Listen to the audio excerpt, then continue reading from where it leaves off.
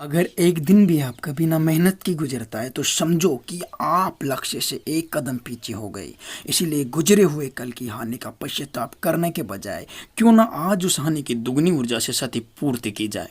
Hi guys, I am Ashutosh Yogi. स्वागत है आपका मेरे यूट्यूब चैनल योर एम्बिशन पर।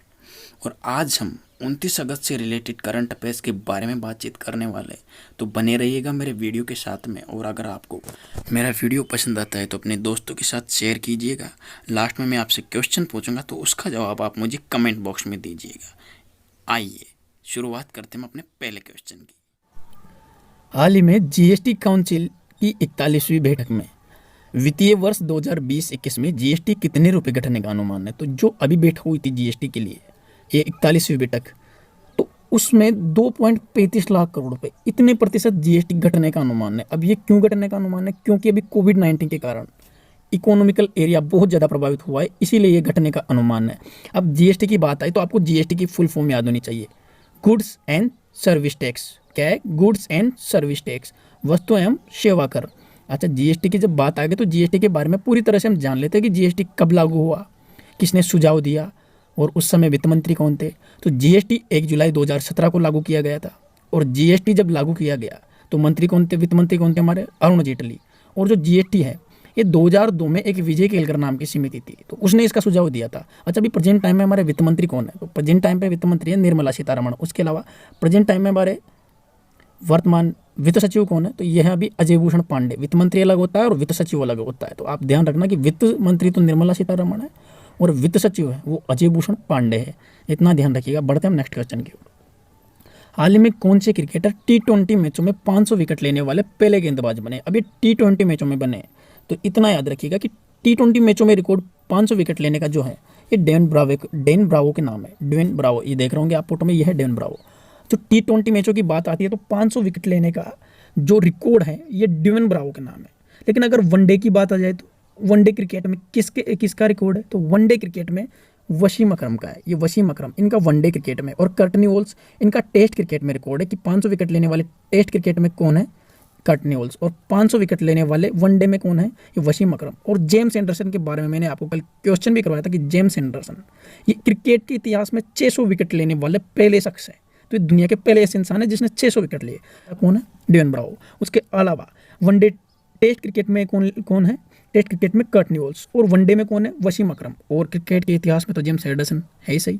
ये याद रखिएगा। बढ़ते हैं हम नेक्स्ट क्वेश्चन की ओर। ये डेवन ब्रावो जो है ये वेस्ट इंडीज के खिलाड़ी, इनके बारे में ये ध्यान रखिएगा। बढ़ते हैं हम नेक्स्ट क्वेश्चन की ओर। तो नेक्स्ट क्वेश्चन है हमारा कि हाल ही में रक्षा मंत्री राजनाथ सिंह ने DGNCC ऐप लॉन्च किया है। तो इसके बारे में सत्य कथन है। DGNCC ऐप ये अभी रक्षा मंत्री राजनाथ सिंह ने लॉन्च किया है। अब तो इसके बारे में सत्य कथन जानना है तो पहले बातें जान लीजिए कि राजनाथ सिंह रक्षा मंत्री है, तो वो जो भी चीज़ करेंगे वो डिफेंस के हिसाब से करेंगे। तो अब हम पढ़ते हैं ऑप्शन कि ये एनसीसी कैंडिडेट को ऑनलाइन प्रशिक्षण प्रदान करेगा। ये बात सही है क्योंकि ये एनसीसी कैंडिडेट के लिए लॉन्च किया है, क्योंकि एनसीसी कैंडिडेट जो है उनका भी लॉकडाउन के कारण जो प्रशिक्षण प्रभावित हुआ था उस प्रशिक्षण की भरपाई करने के लिए एनसीसी कैंडिडेट के लिए DGNCC ऐप लॉन्च किया है। ये अब बी ऑप्शन है इसका कि ये आरोग्य सेतु की तरह ट्रैकर का काम करेगा। नहीं, ये ट्रैकर का काम नहीं करेगा, ये उनके प्रशिक्षण के लिए काम करेगा। ये विद्यार्थियों को ऑनलाइन शिक्षा उपलब्ध कराने होती नहीं, ये विद्यार्थियों के लिए नहीं, ये एनसीसी स्टूडेंट के लिए है, उनको प्रशिक्षण देने के लिए, न कि शिक्षा उपलब्ध करवाने के लिए। तो हमारा आंसर हो जाएगा ये एनसीसी कैंडिडेट को ऑनलाइन प्रशिक्षण प्रदान करेगा। अच्छा, DGNCC की फुल फॉर्म क्या है? Directed general national cadet corps. Directed general national cadet corps, ये DGNCC की फुल फॉर्म है। और DGNCC, जब एनसीसी की बात आई तो एनसीसी के बारे में पता कर लेते हैं कि एनसीसी की स्थापना कब होती है। तो 16 जुलाई 1948 को, कब? 16 जुलाई 1948 को एनसीसी की स्थापना होती है। और इसका हेड क्वार्टर कहाँ है? दिल्ली में। दिल्ली में इसका हेड क्वार्टर है। उसके अलावा इसके जो महानिदेशक डायरेक्टर जनरल है वो है लेफ्टिनेंट जनरल राजीव चोपड़ा। कौन है? Lieutenant general Rajiv Chopra. उसके अलावा इनका मोटो भी पूछ लिया जाता है। तो मोटो है इसका यूनिटी एंड डिसिप्लिन। क्या है? यूनिटी एंड डिसिप्लिन, एकता और अनुशासन। ये ध्यान रखिएगा। बढ़ते हैं नेक्स्ट क्वेश्चन की ओर। हाल ही में कौन सी बुक को बुकर अवार्ड 2020 देने की घोषणा की है? तो अभी बुकर अवार्ड 2020 की घोषणा हो चुकी है और ये बाद में मिलने वाला है, लेकिन इसकी अनाउंसमेंट अभी हो चुकी है। तो ये जो अनाउंसमेंट हुई है तो इसमें ये बुक विनर रहेगी अभी, the discomfort of the evening. The discomfort of the evening, इसको अभी बुकर अवार्ड मिलेगा। तो इसके राइटर कौन है? क्योंकि राइटर का नाम मोस्ट इंपॉर्टेंट है। मारिया लुकास रिजनेविल्ड। आपसे ये भी पूछा जा सकता है कि हाल ही में किस लेखक की बुक को बुक अवार्ड मिला है। तो आपको राइटर का नाम भी ध्यान रखना है, मारियक लूकास रिजनेविल्ड, ये ध्यान रखना। उसके अलावा 3 ऑप्शन में और दिए मैंने, बर्न्ट शुगर, तो बर्न्ट शुगर को भी इससे पहले बुक अवार्ड मिला था, ये अवनी जोशी की बुक है। उसके अलावा अमेजिंग अयोध्या, इसको बुक अवार्ड तो नहीं मिला लेकिन ये नीना रॉय ने लिखी है। उसके अलावा लिसनिंग लर्निंग एंड लीडिंग, ये अपने इंडिया के वाइस प्रेसिडेंट वकैया नायडू ने अपने 3 वर्ष पूरे होने पर लिखी है, ये ध्यान रखिएगा। बढ़ते हैं नेक्स्ट क्वेश्चन की ओर। हाल ही में चंद्रयान 2 ने अपना चंद्रमा पर 1 वर्ष पूरा किया है। निम्न में से चंद्रयान 2 के बारे में सत्य कथन कौन सा है? तो पहले इन कथनों के बारे में हम पढ़ते हैं। तो कथन देखो कौन कौन से। इसरो ने इसे लॉन्च किया है, बात सही है बिल्कुल, क्योंकि इसरो ने इसे लॉन्च किया है। दूसरा ऑप्शन है कि इसे लगभग 7 वर्षों तक चालू रखने हेतु तो पर्याप्त ईंधन है, ये भी बात सही है। इसमें इतना ईंधन है कि इसको 7 वर्षों तक चालू रखा जा सकता है। उसके अलावा, और ये जानकारी मोस्ट इंपॉर्टेंट है, कि इसके रोवर का नाम प्रज्ञान और लैंडर का नाम विक्रम है, ये भी बात सही है। तो हमारे पास ऑप्शन हो जाता है डी। ये तीनों बातें सही है और इनके बारे में आप ध्यान रखना कि इसके रोवर का नाम तो प्रज्ञान है और लैंडर का नाम विक्रम है। तो ये चंद्रयान 2 से अभी 1 वर्ष पूरा कर लिया है उसने। अब जब बात इसरो की आई है तो इसरो की बात कर लेते हैं। इसरो का पूरा नाम क्या है? Indian space research organisation. Indian space research organisation. ISRO का जो हेडक्वार्टर का है ये बेंगलोर में है और इसरो की स्थापना कब हुई? 15 अगस्त 1969। कब हुई? 15 अगस्त 1969 को। अभी प्रेजेंट टाइम पे जो इसके महानिदेशक अध्यक्ष हैं वो कौन है? के सिवान 10वें नंबर के इसके अध्यक्ष है भी इसरो के। पहले कौन थे? विक्रम साराभाई। ये कब थे? ये 1963 में थे। अब आप सोच रहे होंगे कि 1969 में अगर इसरो की स्थापना होती है तो विक्रम साराभाई 1963 में इसके अध्यक्ष कैसे हो सकते हैं? बिल्कुल सही है, 1963 में ही थे। कैसे थे? क्योंकि पहले इसरो का नाम इंस्कोपर था। क्या था? इंस्कोपर। इंस्कोपर का मतलब क्या होता है? देखो, इंस्कोपर ये था इंस्कोपर। तो इंस्कोपर इसकी पूरी फुल फॉर्म देखिए। इसकी फुल फॉर्म में बताता हूँ, क्योंकि पुराना नाम है, पूछा तो नहीं जाएगा आपसे। हालांकि ये पूछा जा सकता है कि पुराना नाम क्या है, फुल फॉर्म नहीं पूछी जाएगी, लेकिन फुल फॉर्म में बता देता हूँ आपको। Indian national committee for space research. Indian national committee for space research, ये इसका पुराना नाम है और इसकी स्थापना हुई थी 1962 में और 1963 में विक्रम साराभाई इसके अध्यक्ष बने थे, क्योंकि विक्रम साराभाई ने इसकी स्थापना की थी। उसके बाद में फिर 1969 को इसरो इसका नाम रखा गया। ये ध्यान रखिएगा आप इसके बारे में, इतनी जानकारी। बढ़ते नेक्स्ट क्वेश्चन की ओर। नेक्स्ट क्वेश्चन है हमारा कि हाल ही में कौन से देश ने भारत के बढ़ते संक्रमण को देखते हुए भारत के साथ हवाई यात्रा पर रोक लगाई है? तो भारत के साथ अभी हवाई यात्रा पर रोक लगाई है, किसने लगाई है? ये दक्षिण कोरिया ने लगाई है।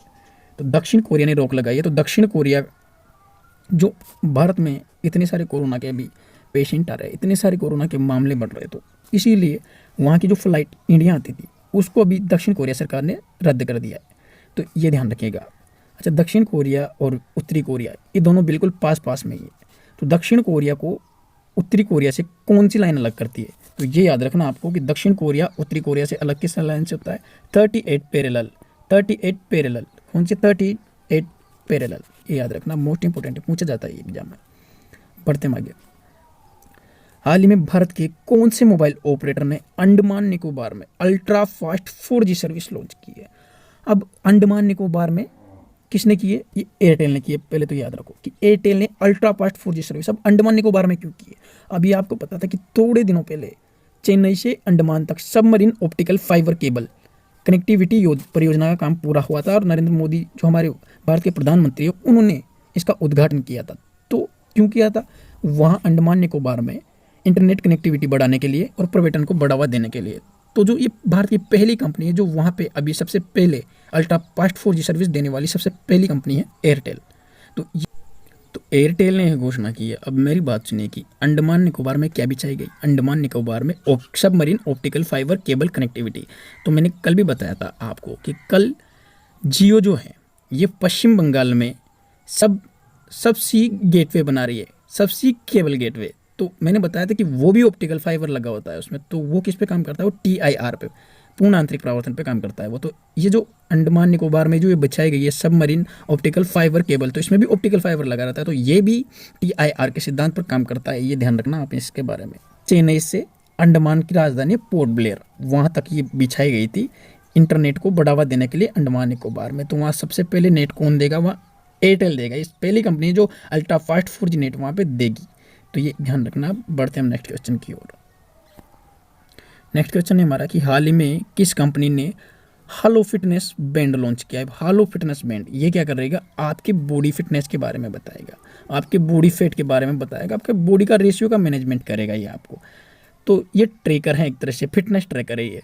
अब ये किसने लॉन्च किया है, तो ये लॉन्च किया है अभी अमेजोन ने। तो अमेजोन सुनकर आपको ये याद आ रहा होगा कि अमेजोन जेफ बेजोस की कंपनी है। किसकी, जेफ बेजोस की कंपनी। और जेफ बेजोस दुनिया के सबसे अमीर आदमी है आज के टाइम पे। और मैंने कल आपको क्वेश्चन करवाया था कि जो जेफ बेजोस की संपत्ति है वो 200 अरब अमेरिकी डॉलर हो चुकी है। तो ये दुनिया के एकमात्र ऐसे इंसान हैं जिनके पास 200 अरब अमेरिकी डॉलर की संपत्ति है। बढ़ते हम नेक्स्ट क्वेश्चन की ओर।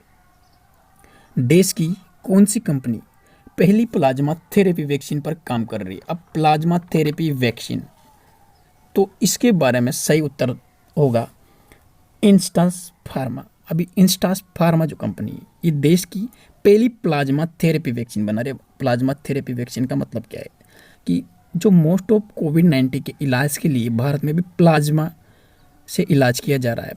और देखिए कि जो लोग कोविड-19 से लड़कर जीत जाते हैं या जो कोविड-19 को हरा देते हैं तो उनके शरीर से प्लाज्मा लिया जाता है और जो संक्रमित रोगी होते हैं उनके इलाज में काम लिया जाता है। और अमेरिका ने भी अभी प्लाज्मा से इलाज को मंजूरी दे दी है। तो सबसे पहले भारत ने स्टार्ट किया था इसको, अभी की बात कर रहा हूँ मैं, अभी सबसे पहले भारत ने स्टार्ट किया था और अमेरिका ने अब मंजूरी दी है प्लाज्मा थेरेपी की। तो प्लाज्मा थेरेपी वैक्सीन अगर बन जाएगी तो किसी को प्लाज्मा डोनेट नहीं करना पड़ेगा। तो अब बात ये इंस्टास फार्मा ने की। तो बाकी ICMR है, भारत बायोटेक है और सीरम इंस्टीट्यूट है, इनके बारे में बात कर लेते हैं। तो जो सीरम इंस्टीट्यूट है ये बना रही है कोविशील्ड बना रही है सीरम इंस्टीट्यूट ऑफ इंडिया, ये पुणे में स्थित है। और भारत बायोटेक और ICMR ये दोनों मिलकर बना रहे हैं कोवैक्सीन। कौन सी बना रही है, कोवैक्सीन। और जो ये कोविशील्ड बन रही है ये किसके सहयोग से बन रही है, ये ऑक्सफोर्ड यूनिवर्सिटी के सहयोग से बन रही है। तो बढ़ते हैं हम नेक्स्ट क्वेश्चन की ओर। हाल ही में कौन सी कैब प्रदाता कंपनी ने ऑटो रेंटल सर्विस की शुरुआत की है। तो ऑटो रेंटल सर्विस ये क्या है, तो इसमें मतलब आपको ऑनलाइन ऑटो भी बुक करने का ऑप्शन मिलेगा। और ये किया है अभी ऊबर ने अब आप 139 रुपये पर किलोमीटर पर हावर के हिसाब से एक ऑटो भी रेंट पे बुक कर सकते हैं। ऊबर में पहले कार बुक करते थे लेकिन अब आप ऑटो भी बुक कर सकते हो। तो ये अभी व्यवस्था लागू की है ऊबर ने। बढ़ते हम आपके लिए कल का प्रश्न क्या था कि हाल ही में कौन सा बैंक सैटेलाइट तस्वीरें इस्तेमाल करने वाला बैंक बनाया। तो आपको इसका जवाब देना था। तो इसका जवाब है ICICI बैंक। अब आज का आपका क्वेश्चन है, हाल ही में कौन दुनिया के 200 अरब अमेरिकी डॉलर की संपत्ति वाले दुनिया के पहले शख्स बने। तो अगर आपने वीडियो आज ध्यान से देखा होगा तो मैंने आज इसकी बात भी की है। तो इसका जवाब मुझे आप कमेंट बॉक्स में दीजिएगा। अगर आपको वीडियो पसंद आया है तो शेयर कीजिएगा और सब्सक्राइब कीजिएगा और बेल आइकन पर क्लिक कीजिएगा ताकि पहले आपको नोटिफिकेशन मिलता रहे। Thank you.